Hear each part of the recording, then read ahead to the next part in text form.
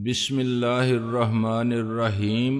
گمنام ہیرو کے معزز ناظرین، السلام علیکم۔ آئیے چلتے ہیں کہانی کی طرف۔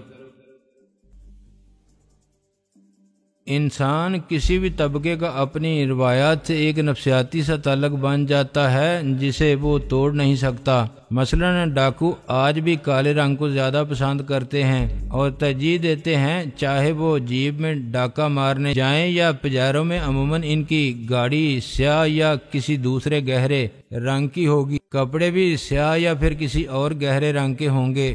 ڈاٹا بھی اکثر باندھا جاتا ہے۔ ظاہر ہے ڈاکوؤں کے لیے ان چیزوں کی افادیت آج بھی قائم ہے۔ کالی گاڑیوں اور لباس کی وجہ سے انہیں رات کے اندھیرے میں غائب ہونے میں مدد ملتی ہے۔ ڈاٹے میں اصل شکل چھپی رہتی ہے۔ یہ ایک الگ معاملہ ہے کہ بے شمار عوامل نے ڈاکوؤں کو اب بے خوف بنا دیا ہے۔ انہیں اپنی شکل ظاہر ہو جانے کی بھی کوئی پرواہ نہیں ہوتی، لیکن پھر بھی ان کی اکثریت یہی سوچتی ہے کہ اصل شکل چھپی ہی رہے تو کیا حرج ہے۔ کبھی کبھی یہ احتیاط بہت فائدہ دے جاتی ہے۔ تمہیں تو ڈاکوؤں کی نفسیات اور ان کی سوچ سے کافی آگاہی حاصل ہے، میں نے مسکراتے ہوئے کہا۔ میں جس علاقے میں رہتا ہوں یہاں ڈاکوؤں سے اکثر واسطہ پڑتا رہتا ہے۔ وہ سنجیدگی سے بولا، بعض اوقات تو ہمیں ان کے سامنے بالکل مسکین اور ان کے ہمدرد بن کر بھی رہنا پڑتا ہے، کیونکہ فی الحال مجھ جیسے لوگوں کو انہی علاقوں میں کہیں نہ کہیں رہنا ہے۔ میں تمہیں ایک بات اور بتا دوں، یہاں اب بھی گھوڑ سوار ڈاکو ہی زیادہ پائے جاتے ہیں، کیونکہ ضرورت پڑنے پر انہیں جس طرح کے علاقوں اور جنگلوں میں روپوش ہونا پڑتا ہے وہاں گھوڑے ہی زیادہ کارآمد رہتے ہیں۔ گاڑیاں تیز رفتار ضرور ہوتی ہیں اور ان کے بہت سے فائدے ہیں، لیکن ساتھ ہی ان کے بہت سے مسائل بھی ہوتے ہیں۔ میں نے اس بات میں سر ہلایا۔ ایک لمحے کی خاموشی کے بعد وہ بولا، بلکہ میں تمہیں خبردار کرنے والا تھا، 2-4 دن میں ذرا تم کسی مدد اور سہارے کے بغیر چلنے کے قابل ہو جاؤ تو شاید مجھے ڈیرہ اسام خان جانا پڑے اور ایک آدھ رات کے لیے شاید مجھے وہیں رکنا پڑے۔ اس دوران تم ذرا ہوشیار رہنا، کبھی کبھار کچھ ڈاکو بھٹکاتے اس طرف بھی آ نکلتے ہیں۔ ویسے تو خیر یہاں کیا رکھا ہے جو وہ لے جائیں گے، لیکن کبھی کبھار ڈاکو جنگلی جانوروں کی طرح محض شرارتاً بھی راستے میں آنے والی چیزوں کو اجاڑتے چلے جاتے ہیں۔ تمہیں میری عدم موجودگی میں ڈاکوؤں سے اور ان کے اس موڈ سے ہوشیار رہنے کی ضرورت ہوگی۔ ویسے تو اس علاقے کے بیشتر ڈاکوؤں کو میرے اور میرے اس ڈیرے کے بارے میں ساری معلومات حاصل ہیں، وہ ادھر کا رخ کرنے کی ضرورت نہیں سمجھتے، لیکن کچھ بعید نہیں کہ کوئی اکیلا نیا فنکار یا نئے فنکاروں کا کوئی ٹولہ اس طرف آ نکلے۔ تم فکر نہ کرو، میں نے غیر ارادی طور پر بے پرواہی سے کہا۔ ویسے تمہارے خیال میں مجھے کتنے دن یہاں ٹھہرنا پڑے گا؟ جب تک تم اپنے دونوں پیروں پر صحیح طرح دوڑنے، بھاگنے اور اچھلنے کودنے کے قابل نہ ہو جاؤ، اس وقت تک تمہیں یہاں سے ہلنے کے بارے میں بھی نہیں سوچنا چاہیے۔ اس کے بعد کا قیام تمہاری مرضی پر منحصر ہوگا۔ تم چاہو تو ہمیشہ بھی یہاں رہ سکتے ہو۔ غریب خانہ حاضر ہے، لیکن آثار بتا رہے ہیں کہ اس ویرانے میں تمہارا دل نہیں لگے گا۔ شہری آدمی یہاں صرف مجبوری میں ہی رہ سکتا ہے، خوشی سے نہیں۔ میں نے ٹھنڈی سانس لے کر کہا، اب تمہیں کیا بتاؤں کہ میرا تو اس سے بھی زیادہ کسی دور دراز مقام پر قطب شمالی یا قطب جنوبی قسم کی جگہ پر رہنے کو جی چاہتا ہے، لیکن اب جان بہت بکھیڑوں میں پھنس چکی ہے۔ بیشتر لوگوں کے ساتھ ایسی ہی مجبوریاں ہوتی ہیں جن کی وجہ سے وہ کہیں رہتے ہیں، گو کہ ان کا دل کہیں اور رہنے کو چاہتا ہے۔ وہ مسکراتے ہوئے بولا۔ پھر اس نے وال کلاک پر نظر ڈالی۔ رات کے 8 بجے تھے، لیکن وہ چونکتے ہوئے بولا، بہت رات بیت گئی بھائی، اب سو جانا چاہیے۔ لاؤ میں تمہاری ٹانگ پر دوا کی مالش کر دوں، اس کے بعد اپنی گولیاں اور کیپسول کھاؤ اور آرام سے سو جاؤ۔ اس ویرانے میں 8 بجے واقعی ایسا محسوس ہو رہا تھا جیسے آدھی رات بیت چکی تھی۔ میں نے اپنے ٹخنے کا جائزہ لیتے ہوئے کہا، تم کریم کی ٹیوب مجھے دے دو، اب تو میں خود بھی مالش کر سکتا ہوں۔ اب ورم بھی کم ہو گیا ہے اور تکلیف بھی قابل برداشت ہو گئی ہے۔ وہ ٹیوب لا کر مجھے دیتے ہوئے بولا، دل تو چاہ رہا تھا کہ تمہاری باقی داستان غم بھی آج ہی سنتا، لیکن مجھے صبح منہ اندھیرے اٹھنا ہوتا ہے، اس لیے باقی کل سنیں گے۔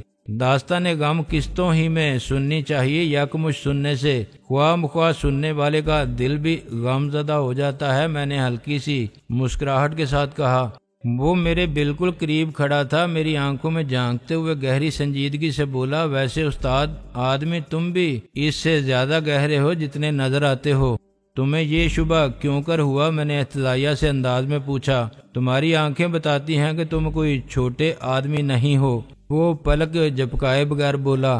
آنکھیں؟ میں نے مصنوعی حیرت سے کہا، یار جب میں ایک نوعمر لڑکا تھا، اپنے گاؤں میں آوارہ گھومتا تھا، میرے جوتوں کے تلووں میں سوراخ ہوتے تھے اور جیب میں ایک اٹھنی بھی نہیں ہوتی تھی، آنکھیں تو میری اس وقت بھی یہی تھیں۔ ٹھیک ہے، لیکن وقت اور حالات کے ساتھ انسان کے چہرے اور آنکھوں میں بلکہ پورے وجود میں ہی کچھ خاص قسم کی تبدیلیاں آتی چلی جاتی ہیں جنہیں وہ خود بھی محسوس نہیں کر سکتا، مگر دیکھنے والی آنکھ انہیں دیکھ سکتی ہے۔ چلو خیر، میں نے بے پرواہی سے کہا، چند دن مزید ساتھ رہیں گے تو شاید ہم ایک دوسرے کی شخصیت کی گہرائی ناپنے میں کامیاب ہو جائیں۔ شاید، اس نے مبہم لہجے میں کہا اور مجھے دوا دے کر سونے کے لیے لیٹ گیا۔ اس نے میرے دل میں کچھ کھٹکا سا پیدا کر دیا تھا۔ شاید اسے میری کہانی پر پوری طرح یقین نہیں تھا، حالانکہ اس میں کوئی ایسا جھوٹ بھی نہیں تھا۔ میں نے صرف اتنا ہی کیا تھا کہ اپنی حیثیت اور حقائق کی سنگینی کو بہت کم کر کے بیان کیا تھا۔ بہرحال روحیل خان کے رویے میں کوئی تبدیلی نہ آئی اور نہ ہی اس کا خلوص کم ہوتا دکھائی دیا۔ 2-3 دن مزید گزرے تو میری محتاجی خاصی کم ہو گئی۔ اب میں کسی سہارے کے بغیر چل پھر سکتا تھا، پاؤں پر پورا وزن نہیں آتا تھا اور میں تیز تیز نہیں چل سکتا تھا، لیکن پہلے دن کے مقابلے میں زمین آسمان کا فرق تھا۔ مگر روحیل خان اب بھی میرا ہر کام خود کرنے اور ضرورت کے وقت میری خدمت میں حاضر رہنے کی پوری کوشش کرتا تھا۔ اس نے مجھے سختی سے ہدایت کی تھی کہ میں صرف ہلکی پھلکی ورزش کے طور پر چلوں، بلا ضرورت چل پھر کر اپنے ٹھیک ہوتے ہوئے پاؤں کو خراب کرنے کی کوشش نہ کروں۔ مجھے اس حد تک تندرست ہوتے دیکھ کر وہ گویا مطمئن ہو کر ایک شام ڈیرہ عصام خان چلا گیا۔ اس نے مجھے بتایا تھا کہ اسے کچھ کام بھی تھے اور کچھ سودا سلب بھی لانا تھا، کچھ لوگوں سے ملاقات بھی کرنا تھی، اس لیے وہ دوسرے روز دن چڑھے ہی واپس آ سکے گا۔ مجھے گمان گزرا کہ جن لوگوں سے اسے ملاقات کرنا تھی ان میں شاید چلمن سے جھانکنے والی کوئی دلربا، کوئی خوش ادا بھی ہو، لیکن میں نے اس خیال کا اظہار نہیں کیا۔ کسی کی نجی زندگی کو کریدنا کوئی اچھی بات نہیں تھی۔ میں نے سوچا تھا کہ وہ مناسب سمجھے گا تو خود ہی کچھ بتا دے گا۔ وہ کلاشنکوف اور ریوالور اپنے ساتھ لے گیا تھا، موزر میرے سرہانے چھوڑ گیا تھا اور مجھے ہوشیار رہنے کی تلقین کر گیا تھا۔ اسے نہیں معلوم تھا کہ میں اس کی تلقین سے پہلے بھی ہوشیار ہی رہتا تھا۔ میرا پاؤں ٹھیک نہیں تھا، لیکن میں ضرورت پڑتے ہی دوڑ کر پوزیشن لینے کے لیے تیار رہتا تھا۔ اب تو میرا پاؤں بہت بہتر تھا، مجھے کافی اطمینان تھا۔ روحیل خان دوسرے روز شام کو ہی واپس آیا۔ وہ بہت تھکا ماندہ اور مزاحمت لگ رہا تھا، لیکن نہانے اور میرے ہاتھ کی بنی چائے پینے کے بعد وہ تازہ دم نظر آنے لگا، لیکن اس کی آنکھوں میں گلابی ڈورے بدستور تیر رہے تھے جو اس کی شب بیداری کی چگلی کھا رہے تھے۔ اس روز وہ سرے شام ہی سو گیا۔ 4 دن اور گزر گئے، میں ہلکا دوڑنے کے قابل ہو گیا تھا۔ تیز دوڑنے کی کوشش کرتا تھا تو ٹخنے میں درد کی لہر سی اٹھتی تھی۔ روحیل خان کی طرف سے ابھی مجھے تیز دوڑنے کی ممانعت تھی۔ اس نے میرا علاج باقی عمدگی سے کیا تھا اور میری بے صبری کو ڈانٹ ڈپٹ کے ذریعے کنٹرول میں رکھا تھا۔ وہ میرے لیے کسی اچھے ڈاکٹر کا متبادل ہی ثابت ہوا تھا۔ میں نے اس حد تک ٹھیک ہوتے ہی محاورتاً رختے سفر باندھنے کی کوشش کی تھی، کیونکہ حقیقتاً تو میرے پاس ایسا کوئی رختے سفر تھا ہی نہیں جسے باندھنے کی ضرورت پیش آتی، لیکن روحیل نے مجھے ڈانٹ کر بٹھا دیا۔ یہ فیصلہ میں کروں گا کہ تمہیں کب جانا چاہیے۔ مجھے اندیشہ ہے کہ تمہیں پھر دوڑنے بھاگنے کی ضرورت پیش آ سکتی ہے اور اس چکر میں تمہارا پاؤں دوبارہ خراب ہو سکتا ہے۔ لیکن ڈاکٹر صاحب، آپ کا مریض اب بالکل ٹھیک ہے۔ میں نے اصرار کیا۔ اپنے پورے 2 پیروں پر کھڑا ہو چکا ہے۔ پورے 2 نہیں، 1.25 پیروں پر کھڑا ہے۔ وہ سنجیدگی سے بولا، بھائی اگر تم عمر بھر کے لیے ٹانگ میں نقص بٹھانا چاہتے ہو اور بے شمار سرجنوں کے ہاتھوں اپنی درگت بنوانا چاہتے ہو تو تمہاری مرضی۔ میں اس کے خلوص کے سامنے مزید اصرار نہ کر سکا۔ آج کے دور میں کون کسی اجنبی کے لیے اتنا تردد کرتا ہے اور کون کسی کو ذمہ داری بنا کر سر پر بٹھاتا ہے۔ ایک لمحے کی خاموشی کے بعد وہ بہت دھیمے لہجے میں بولا، تمہیں روکنے میں تمہاری بھلائی کے علاوہ میری خود غرضی بھی پوشیدہ ہے۔ تمہیں آئے چند دن گزرے ہیں، لیکن لگتا ہے تمہارے ساتھ رہتے ایک مدت گزر گئی ہے۔ جگری دوست لگنے لگے ہو تم۔ تمہاری وجہ سے اب یہاں زیادہ دل لگنے لگا ہے۔ ایسا معلوم ہوتا ہے کہ اندر ہی اندر میں بھی تنہائی سے اکتا رہا ہوں، لیکن شاید اپنے آپ کو دھوکہ دے رہا ہوں کہ یہ تنہائی مجھے بہت پسند ہے۔ اس کا سر جھکا ہوا تھا اور چہرے پر ہلکی سی افسردگی تھی۔ اس لمحے وہ مجھے بڑا قابل رحم محسوس ہوا۔ دنیا واقعی ایک گورکھ دھندا ہے۔ دنیا کے ہنگاموں سے دور رہنے والا بھی خوش نہیں، دنیا کے ہنگاموں کے درمیان رہنے والا بھی خوش نہیں، تنہا بھی خوش نہیں، انسانوں کے ہجوم میں بھی گرا ہوا بھی خوش نہیں، تہی دست بھی خوش نہیں، دولت کے انبار سمیٹنے والا بھی خوش نہیں۔ تو پھر خوش کون ہے؟ خوشی کہاں ہے؟ یہ ایک عجیب بھید ہے جس کا کھلنے کے انتظار میں زندگی بیت جاتی ہے۔ اس شام رحیل پھر ڈیرہ حسام خان چلا گیا۔ اس بار بھی وہ دوسرے روز سہ پہر کو واپس آیا۔ پہلے کی طرح اس بار بھی وہ تھکا ماندہ اور چپ چپ دکھائی دے رہا تھا۔ ایسا لگتا تھا کہ ڈیرہ حسام جا کر اسے آرام کرنا نصیب نہیں ہوتا تھا۔ 3 دن مزید گزر گئے تو میں نے دوپہر کے کھانے کے بعد کہا، اب میں بالکل ٹھیک ہوں، اب مجھے اجازت دو رحیل خان۔ زندگی رہی تو میں پھر کبھی تمہارے پاس ضرور آؤں گا اور تمہیں اپنے ساتھ لے کر جاؤں گا۔ ضرور، لیکن میں اپنے ڈور ڈنگر ساتھ لے کر چلوں گا۔ میرے پیچھے کون ان کا خیال رکھے گا؟ یہ تو بھوکے مر جائیں گے۔ وہ مسکراتے ہوئے بولا، تم سمجھ رہے ہو میں اس بات سے ڈر جاؤں گا اور تمہاری میزبانی کا خیال دل سے نکال دوں گا؟ ہرگز نہیں برادر عزیز، ہم نے تو اونٹوں والوں سے یاری کرنے سے پہلے ہی اپنے دروازے اونچے رکھے ہوئے ہیں۔ تم بھی آنا، اپنے ڈور ڈنگروں کو بھی لانا۔ تم ذرا مجھے گردش سے نکل جانے دو، تمہارے ڈور ڈنگروں سمیت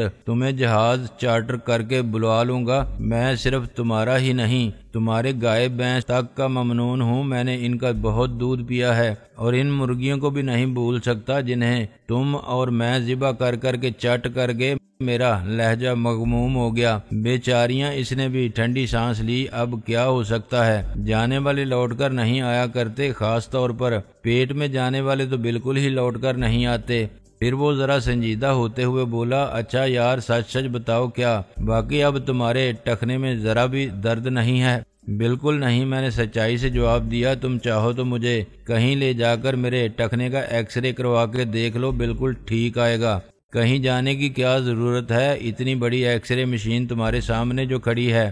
اس نے اپنی طرف اشارہ کیا، پھر وہ ادھر ادھر دیکھنے لگا۔ اس وقت ہم اس کے باڑے کے جنگلے سے باہر کھڑے تھے۔ وہ کئی 100 قدم کے فاصلے پر موجود ایک درخت کو نظروں ہی نظروں میں منتخب کرتے ہوئے بولا، اچھا ایسا کرو، تم ذرا کم رفتار سے دوڑتے ہوئے اس درخت تک جاؤ اور تیز دوڑتے ہوئے واپس آؤ۔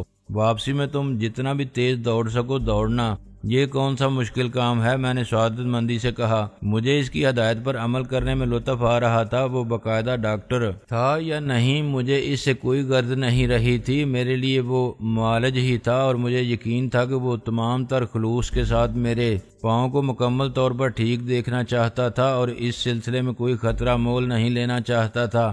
میں اس درخت تک گیا اور 1 منٹ سے بھی کم وقت میں واپس آ گیا۔ وہ بغور میرا چہرہ دیکھ رہا تھا۔ مجھے معلوم تھا وہ میرے چہرے پر درد یا تکلیف کی کوئی علامت تلاش کر رہا تھا، لیکن مجھے واقعی کوئی تکلیف محسوس نہیں ہوئی تھی۔ اسے علامت کہاں سے نظر آتی؟ ویری گڈ، اس نے قدرے طمانیت سے سر ہلایا، لیکن ابھی تمہارے اور ٹیسٹ بھی باقی ہیں۔ اب ذرا پنجوں کے بل جتنا بھی اونچا اچھل سکتے ہو اچھل کر دکھاؤ۔ میں نے اس کی اس ہدایت پر بھی عمل کیا۔ میں گویا اس وقت ایک طالب علم تھا اور اپنے پی ٹی کے ٹیچر کی ہدایت پر عمل کر رہا تھا۔ میں پنجوں کے بل اس کی توقع سے زیادہ اونچا اچھلنے لگا۔ اس کی نظر میرے چہرے پر گڑی ہوئی تھی۔ میرے چہرے پر تکلیف کی کوئی رمق نہ پا کر اسے شاید خوشی کے ساتھ ساتھ ہلکی سی مایوسی بھی ہوئی۔ یہ غالباً اپنا اندازہ غلط ثابت ہونے کی مایوسی تھی۔ اس کا خیال تھا کہ میرا پاؤں ٹھیک ہونے میں ابھی کچھ نہ کچھ کسر باقی تھی۔ اب تم ایک اور مشکل کام کر کے دکھاؤ، اس نے مزید فرمائش کی۔ ذرا دیکھیں تم اپنی ٹانگ کو لڑائی بڑائی میں بھی استعمال کرنے کے قابل ہو گئے ہو یا نہیں۔ وہ دونوں بازو ذرا پھیلاتے ہوئے اس طرح تھوڑا سا جھک گیا جیسے کوئی ماہر لڑاکا کسی شخص کے چاقو کے وار سے بچنے کے لیے مستعد ہو رہا ہو۔ وہ پلک جھپکائے بغیر میری طرف دیکھتے ہوئے دھیرے دھیرے نیم دائرے میں حرکت کرتے ہوئے بولا، اب تم یہی ٹانگ مجھے رسید کر کے دکھاؤ جس میں تکلیف تھی۔ یہ آپ کیا کہہ رہے ہیں ڈاکٹر صاحب؟ یہ گستاخی میں کس طرح کر سکتا ہوں؟ میں نے احتجاج کیا۔ یہ گستاخی نہیں ہوگی، ڈاکٹر صاحب خود حکم دے رہے ہیں، وہ بولا۔ یہ فزیو تھراپی کی کون سی قسم ہے ڈاکٹر صاحب؟ میں نے معصومیت سے پوچھا۔ میں نے علاج کے بعد آج تک کسی ڈاکٹر کو مریض سے یہ فرمائش کرتے نہیں سنا کہ وہ اسے لات رسید کرے۔ یہ مریض بھی ذرا مختلف ہے اور ڈاکٹر بھی، اس کی سنجیدگی میں کوئی فرق نہ آیا۔ چلو لات رسید کرو، اس خوش فہمی میں مت رہو کہ وہ لات واقعی مجھے لگ جائے گی، میں اپنا بچاؤ کروں گا۔ ٹھیک ہے ڈاکٹر صاحب، اگر آپ مجھے گدھا سمجھتے ہیں اور دلتی چلوا کر میرا ٹیسٹ لینا چاہتے ہیں تو آپ کی مرضی، میں نے ٹھنڈی سانس لے کر کہا۔ دلتی نہیں، صرف ایک لتی اس نے توسیع کی۔ میں بھی اس کے سامنے اس طرح نیم دائرے میں گھومنے لگا جیسے لات مارنے کے لیے مناسب موقع تلاش کر رہا تھا۔ اس کا خیال یہی تھا کہ میں اسے پیٹ یا سینے میں لات رسید کرنے کی کوشش کروں گا اور وہ نہایت آسانی سے اس سے بچ جائے گا، لیکن میں نے ایڑی کے بل گھوم کر اچانک ہی اسے لات رسید کی، لیکن یہ جوڈو کا وار تھا۔ لات اسے سامنے لگنے کی بجائے کمر پر لگی تھی۔ میں نے وار نہایت ہلکا ہی کیا تھا، لیکن وہ اوندے منہ گر پڑا، کپڑے جھاڑتا ہوا۔ جب وہ اٹھا تو اس کے چہرے پر ہلکی سی خجالت تھی، لیکن وہ میرا کندھا تھپکتے ہوئے بولا، مجھے تو پہلے ہی معلوم تھا تم آدمی خطرناک ہو۔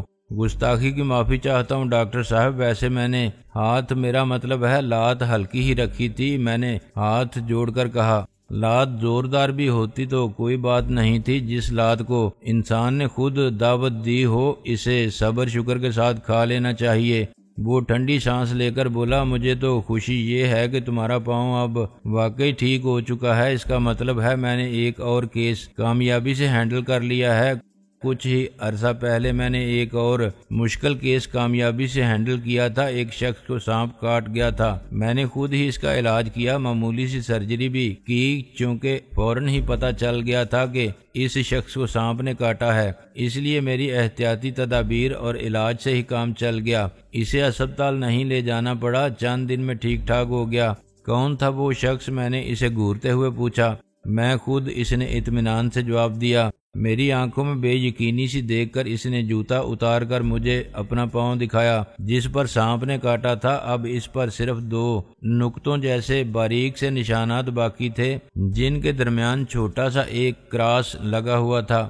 بہت سے سانپوں کے زہر سے انسان نہیں مرتا، ان کی دہشت سے مر جاتا ہے۔ وہ دوبارہ جوتے پہنتے ہوئے بولا، تم اب بھی چاہو تو پیشہ بدل سکتے ہو، گاؤں میں تم چاہو تو سول سرجن کہلا سکتے ہو، مستقبل کافی روشن ہوگا اس پیشے میں تمہارا۔ میں نے کہا، ذرا تم جیسے اور اپنے جیسے مریضوں پر مزید کچھ ہاتھ صاف کر لوں پھر سوچیں گے، اس نے اطمینان سے جواب دیا۔ فی الحال تو ڈیرہ حسام خان میں ایک جعلی ڈاکٹر مریضوں پر ہاتھ صاف کر رہا ہے، صحیح معنوں میں پریکٹس کر رہا ہے۔ کسی زمانے میں شہر میں کسی ڈاکٹر کے پاس کام کر چکا ہے، ڈسپینسر رہا ہوگا، میں نے خیال ظاہر کیا۔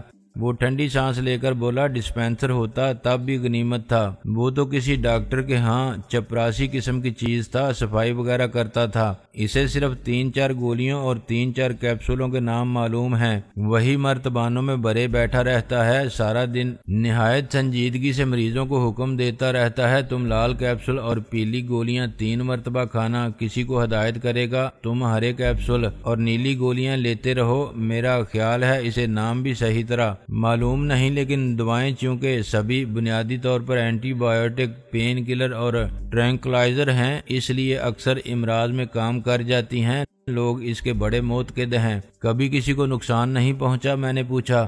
یقیناً پہنچتا ہوگا، لیکن دیہاتی بیچارے سخت جان ہوتے ہیں، لوٹ پوٹ کر ٹھیک ہو ہی جاتے ہیں، معاملہ زیادہ بگڑ جائے تو اسے تقدیر کا لکھا سمجھ کر بستر بوریا اٹھا کر شہر چل دیتے ہیں اور کسی ہسپتال میں داخلہ ملنے کے انتظار میں فٹ پاتھ پر لیٹے رہتے ہیں۔ روہیل نے جواب دیا۔ اس قسم کے ڈاکٹروں کو کبھی کوئی ہیلتھ انسپیکٹر وغیرہ چیک کرنے نہیں آتا؟ میں نے پوچھا۔